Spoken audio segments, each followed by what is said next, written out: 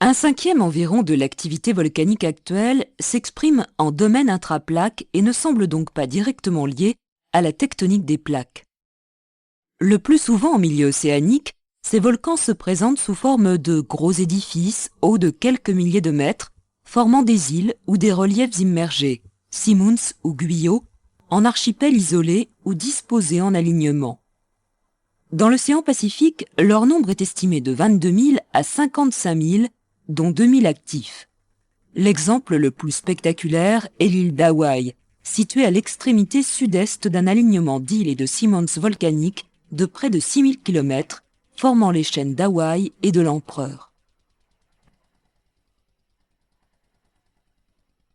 Les deux volcans actifs d'Hawaï, le Mauna Loa et le Kilauea, émettent des laves basaltiques.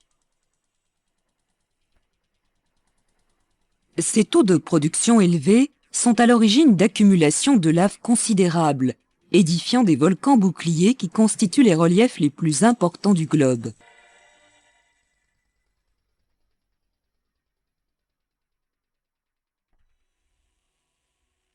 Ainsi, le Mauna Loa et son voisin éteint, le Mauna Kea, qui culmine à 4200 mètres au-dessus du niveau de la mer, sont en fait des volcans de près de 10 000 mètres par rapport au plancher océanique. En extrapolant à l'ensemble de la chaîne Hawaï-Empereur, on estime les volumes de lave émis à près d'1 million de kilomètres cubes. Tous ces volcans n'ont pas fonctionné simultanément. Leur âge augmente régulièrement de 0 à 75 millions d'années en s'éloignant d'Hawaï en direction des Aléoutiennes. Cette évolution linéaire dans le temps et les volumes de magma considérables implique la persistance d'une anomalie thermique profonde dans le manteau, qualifié de panache, stationnaire par rapport à la plaque pacifique, qui est poinçonnée de volcans dits de points chauds au fur et à mesure de son déplacement sur le panache.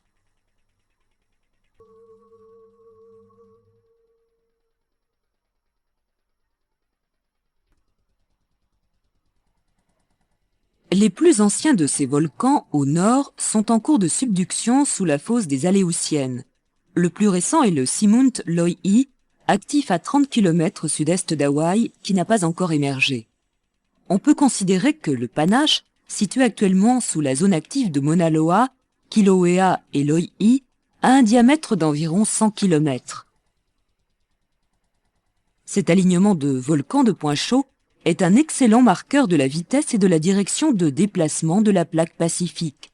Dérivant de 9 cm par an, elle a changé de direction il y a 43 millions d'années, coude entre la chaîne de l'Empereur et celle d'Hawaï, probablement à la suite de la collision de l'Inde avec l'Asie.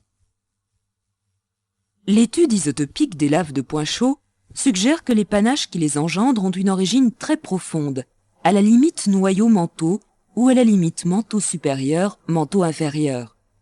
Ces laves sont donc des témoins exceptionnels de la composition et de la dynamique du manteau profond, inaccessible à l'observation directe.